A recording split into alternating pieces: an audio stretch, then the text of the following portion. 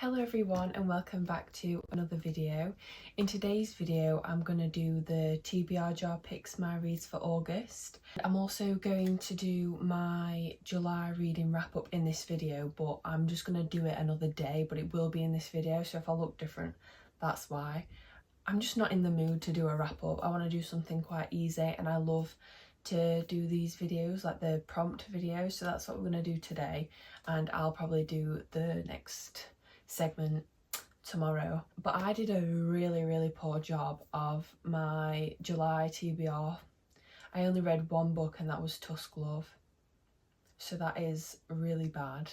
And I've actually got like a change in routine in August and the future, so I am going to be reading less, so that's also a shame. I don't know how many books and prompts to pick today. I think maybe 5. Yeah, we'll go with 5, and I'm going to try and make it really realistic, like books that I think I'll pick up, because I am in the middle of a series at the moment and I'm in the middle of the first one and I'm obsessed with it, so I don't know if I'll binge the rest of the series, but that'll be in the July wrap up part of the video. So let's get started. Also, I have some devastating news. I've got a normal jar now because my vase has actually got some flowers in it, so let's pick one. Middle of a series.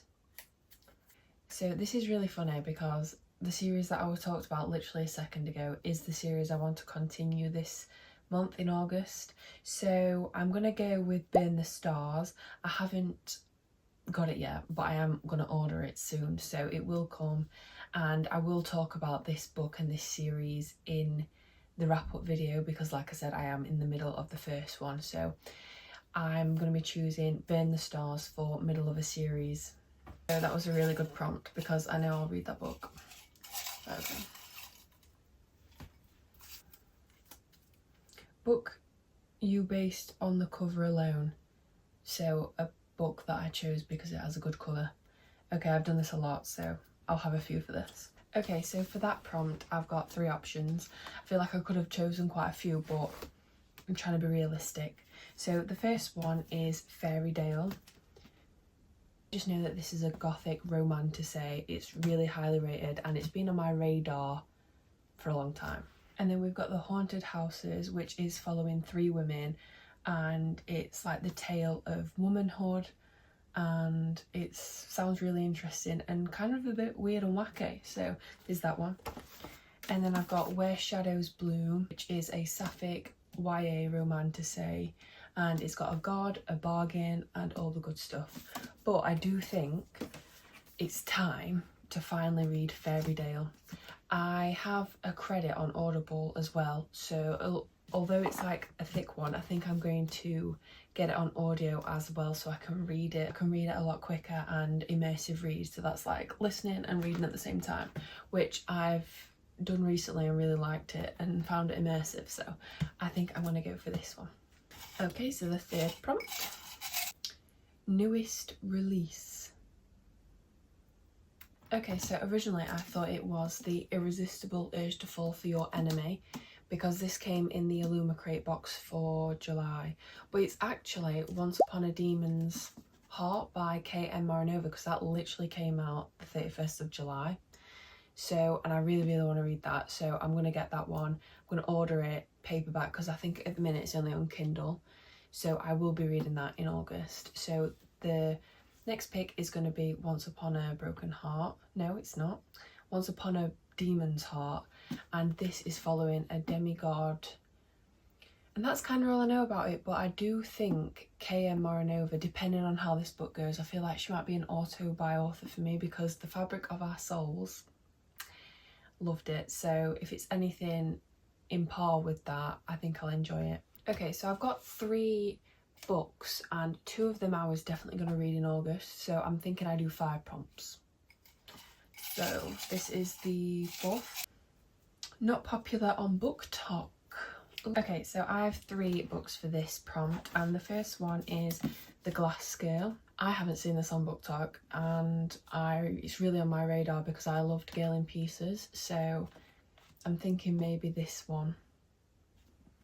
Kathleen's always written really immersive work and really highlights important things that young people can go through and their experience, and I think that's the same vibe with this one. And then another one I've not seen anywhere is Stormbound, and I think I would pick this if it wasn't for the series that I'm reading at the minute, which is kind of like Greek. No, it's not Greek at all. But it's definitely like oh my god, what's that word called? Mythological. Like, it's historical and it's like following gods, but it's not Greek. It's more, I'll put the word on because there's no way I'm butchering that. So, and I think that's kind of give the same vibe-ish. So I'm thinking no to this one. And then the last one I've picked is The Crown of Oaths and Curses by Jay Bree. I know Jay Bree is popular on TikTok and BookTok and all the talks, but I haven't seen this one particularly. I've seen The Bonds That Tie, but not this series. I am really intrigued by this series, but it is kind of a commitment. It's quite a long book, and the second one is also big. So I'm going to say no to this one, which means I think I'm going to go for Glass Girl, especially because I've got fantasy galore and these are really easy to read for me personally. Everything by Kathleen is really great, so I am really excited. So this is the fourth pick. Okay, so the next and final prompt. Number in the title. Ooh, I'm intrigued. Okay, so the only physical book I've got for this prompt is Six of Crows, which I will not be picking up. I am not in the mood for high fantasy like this. So this will be a no from me. But on my Kindle, I've also got The 7-Year Slip, which I've heard great things about. So there's that. We've also got One Golden Summer by Carly Fortune. But I do believe that, I don't know if it's part of an interconnected series actually. Okay, so Carly Fortune also has This Summer Will Be Different. And that came out in 2024, and One Golden Summer came out in 2025. So I don't think I can read One Golden Summer yet because I haven't read the one published before it. So that leaves 7-Year Slip. Oh, there's also 19 Minutes by Jodi Picoult. After years of cruel bullying from his classmate, Peter snaps one morning, and in 19 minutes, 10 residents of the town of Stirling are dead. When the case goes to trial, the reeling town is determined to seek justice for the innocents Peter killed. That sounds interesting. Interesting. So 19 minutes. So we've also got a few Ellen Hildebrand books, 28 Summers and The 5-Star Weekend. I mean, I guess it would be a good time if I were going to do a summer read. It'd be obviously while we're in summer, which is obviously August. I don't know if to go for 19 minutes because I just did not know that's what that book were about. Because I think this same author, didn't she do The Sister's Keeper? I think she did, and she's been known for like doing really, really good books. So I think I'm going to go for 19 minutes. Okay, so that is all the prompts, and we've got The Glass Girl, Fairy-Dale, Burn the Gods, 19 Minutes, and Once Upon a Demon's Heart. I'm really excited for most and all of these, so hopefully it'll be a more successful time reading in August than it was for July. But I will catch you in the next clip of this video. Hello everyone, and welcome to this segment of the video. In this segment I'm going to be going through the books that I got through in July. We have got 10 to talk about, and yeah, I suppose let's get into it. I did have 2 DNFs, so I suppose I'll get them out the way first. The first DNF I had was Vengeful Beauty, and it's a duet, and it was very short, so it was like 186 pages, the first one, and I ended up DNFing at 16%, just because it was very like the Mindfuck series, just a little bit worse. and I just couldn't get into it. There's like, I think it could be one to, you know, binge, and it's short, it's sweet, but I couldn't get into it. I don't know if it's because it was too much like Mindfuck, and I really liked Mindfuck series. So that's the first DNF. And then the second DNF is Sea of Ruin, and I actually got this for my birthday. I am really sad about it. I DNF'd this at 36%, I think. It honestly gave me too much anxiety and stress, if I'm being completely honest. It's following a girl. It starts off in 1700s. Well, that's the time period of the whole book, I think. So I went into this thinking it's like pirates, sea, and all that good stuff, but it was very dark, and I didn't even get to the dark. Well, I got through a few dark themes like attempted rape and just like just stuff that I don't like, because I didn't realise that the contents were so, you know, crazy. So I did scan the QR code for the content warnings, and because I read the list and it was so excessive, I just was scared to come across the things, and I couldn't enjoy the book that way. And I didn't even get to the point, because obviously I go into books blind as well, which obviously doesn't really help, because I didn't realise that she'll get kidnapped by some pirates or something, and with the content warnings lining up to that, it's not something that I can read really easily, and it doesn't make me feel great. So I did actually DNF this. So my friend actually bought me this, bless her, but I said to her, because I was reading it with her, like I started it with her, and I was like, look, I can't read this, but obviously it's in great condition. She said I can like exchange it for another book, and we went to do that, and then Amazon said that we can keep the book and they'll still refund it. I don't know, so I'm keeping it because it's kind of a funny story, because obviously she bought it me because she knew it was on my TBR.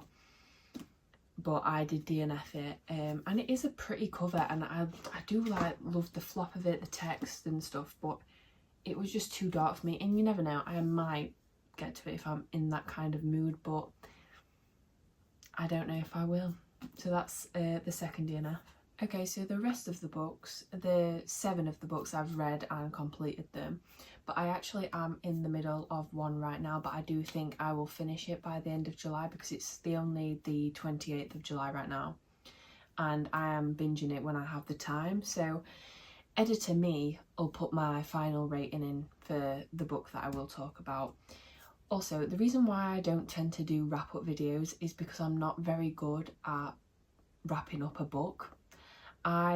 Something to help me with this, I've started writing my reviews on Goodreads, because one, it'll help me like remember the book and how I was feeling, but also to maybe help me with these types of videos to just like verbally talk about them, because I never know whether to like talk about the plot or do I just talk about what I liked, what I didn't like, because I'm someone that likes to go in blind, so I feel like me talking about the plot of the book is not something I particularly like or would watch. So maybe I'll just go over like maybe some tropes, what I didn't like, what I liked, the characters, maybe a bit of the plot, but not fully. I don't know, so we'll see how this goes. But the first book that I read in July, which is actually in a vlog quite in depth, so I'm not going to talk about it that much, but that is Tusk Love. This literally got delivered on my doorstep and I read it straight away, because I've been looking forward to this one for quite some time. So it was an anticipated read for me, and it didn't disappoint. I ended up giving it 4 stars.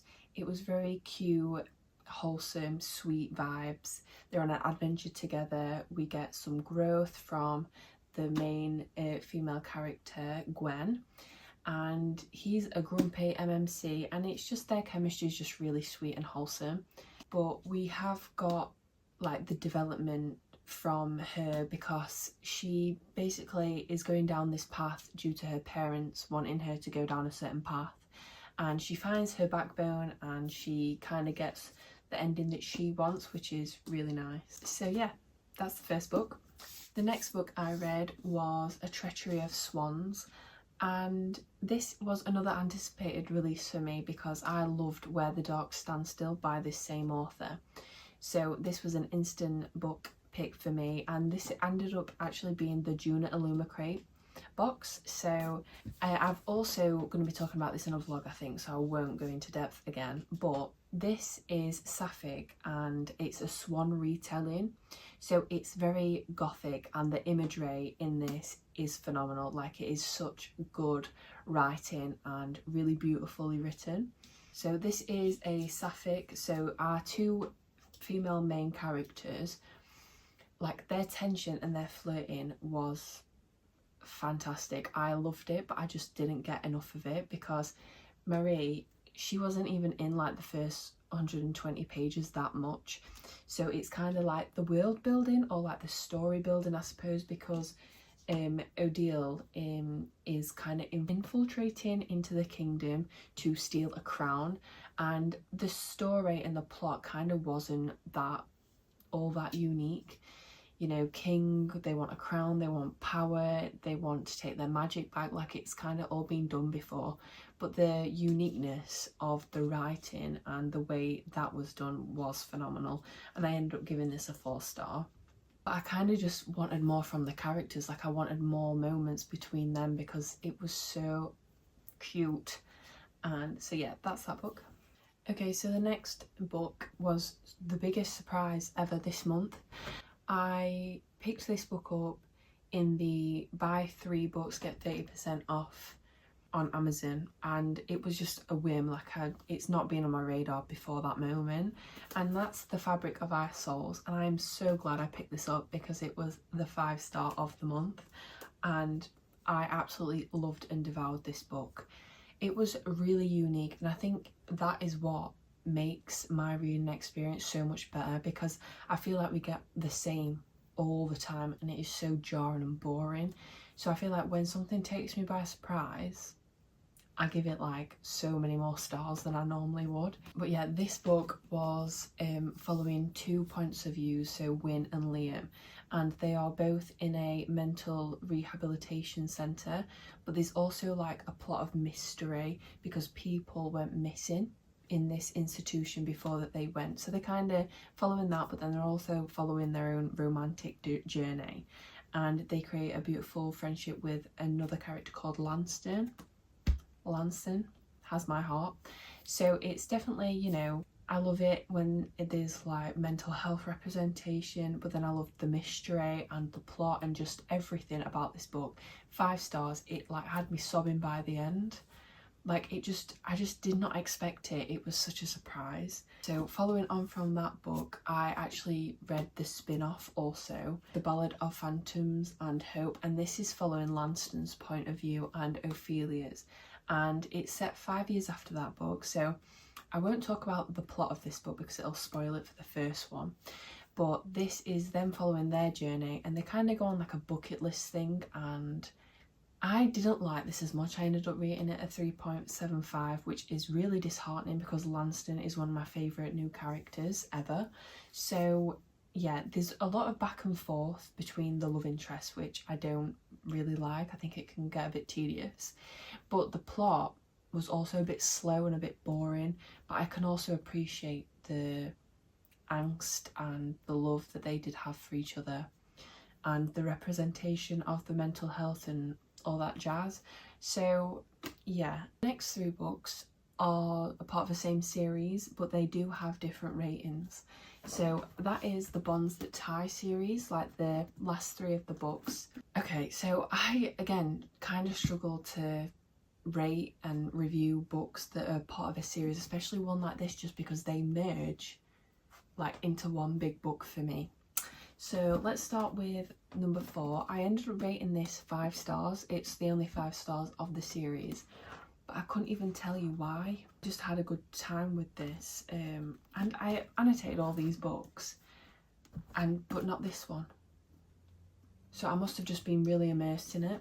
But so I rated this one 5 stars, this one 4 stars, and then the last one was like a 3.5, which is really, really disappointing. But towards the end of these books, we get a lot of character development, like romantically, with 2 characters, Knox and Olinda, which I loved because Knox is a very broody, and he has a lot of issues and a lot of trauma to work through, and that kind of got unpacked finally after like 4 books, so it was kind of like a long time coming sort of thing. But yeah, I thought the plot was very copy and paste. It was always the resistance and what they were doing. It were either kidnapping someone in a book, or it was them doing something. It just felt all the same, and I felt like it could be 1 book less. Although I did love this series, I just thought it went on when it could have like been cut short. And yeah, the reason why this one was so low, the last one, is because it was so repetitive. It was just like back and forth all the time. It was also really, really anticlimactic. Like, obviously the plot is the same, and obviously they've got a resistance, so obviously it's gonna be like this big battle between them to like kind of come to a resolution of what's gonna happen. And when that did happen, it was just like, oh. And then it went straight onto like the future epilogue, and it was like, right, okay. Like, it just felt a little bit, I wouldn't even say rushed, because obviously it got dragged out so long, so when it did happen, it just felt really anticlimactic. It's definitely a series that you stay for the characters, so I'll just go through like the MMCs, because it is a reverse harem, or like why choose, and they've got bonds, they've got powers, and they do have like many plot twists within all these books, which I do appreciate, but that last one just fell so short. So for the MMCs, we have North, who is like a grumpy councilman. His love language is making Orlinda a plate and feeding her. And then he's got a brother called Knox, who is very reserved and doesn't want anything to do with Orlinda. And he is a professor at the university, and them 2 are brothers. And then you've got Gabe, who is the same age as Orlinda, around 19 I think, and he is a golden retriever through and through, but I found him quite a bit boring, because he were too nice in the beginning, but then I like got a bit of respect for him towards the end, and I liked him a lot more because we kind of knew a bit more about him. And then we've got Atlas, who is kind of from east coast of America, and he comes when Orlinda comes back into the picture for all of the bonds, so he hasn't got that connection with all the other men, so he's kind of like the outsider, but he is the one that's kind of nicest to Orlinda in the beginning and is throughout. And then we've got Gryphon, which I really loved him in the beginning. I loved how mysterious he were, and he was really quiet, but then as we got to know him, I kind of lost that feeling of, oh my god, like between them, I don't know what it was, but the more we got to know him, he just became Gryphon. Like, he's the leader of the tag team that they've got, and he's the one that's like always physically training, and that's how him and Orlinda kind of get their relationship going. So they all kind of are a little bit different, and I do love with Orlinda. And it is a good book, very bingeable, but just it kind of fell off towards the end. But I did really enjoy my time, and it felt like I wasn't even reading sort of thing, which I also really appreciate. Okay, so the series that I'm in the middle of and just started, which I spoke about in my TBR Jar picks, is Drown the Sea by Alicia Kempt. I am going to struggle, because this is the one I'm halfway through, so I am going to struggle to do the story just because it is historical and there's a lot of words. But in the beginning of this book, the author kind of goes through the historical kind of where this story's kind of come from. So maybe read that instead of me trying to tell you about it, because it's not going to be fun for either of us. But this is following, right, so sorry, I should say that I saw the cover and someone put on Instagram that it's a why choose reverse harem, and it's giving like Greek, what's it called, like Mamma Mia vibes. So I was like, you know what, I'll give that a go. So I picked it up and knew nothing about it, and then the first chapter, it's Adrienne, so it's point of view of Adrienne the girl, and she's in LA and she's gonna go to dance nationals, and then she's going to UCLA. So I'm thinking, what the hell have I picked up here? This sounds like not what I wanted it at all, because I thought it was kind of giving like Blood of Hercules, like it's fantasy, it's got gods, it's got like that historical, like Greek type of vibe.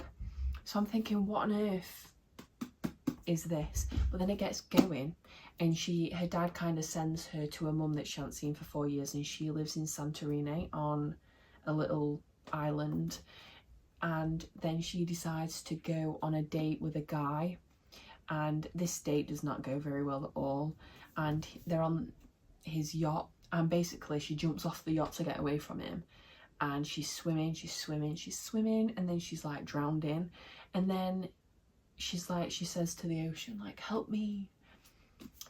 And then that's when a boat appears, and we get introduced to Kit. And there is a language barrier here, which I'm like, that is such a funny aspect to this, because I'm not sure, he speaks the the Bronze Age, because that's where it's set. Me speaks that language because that's what the history is about, is inspired by. So he speaks a different language to her, and the language barrier is really funny. It's not annoying, it's not miscommunication, it's really funny, because obviously there's more ways than speaking to communicate with someone, like actions and all that jazz. So he basically rescues her, but he thinks she's a goddess, and because she's a siren in the sea. So they end up going back to the Bronze Age. It's a time traveling book, and I'm loving it because we've got different points of views from literally everyone.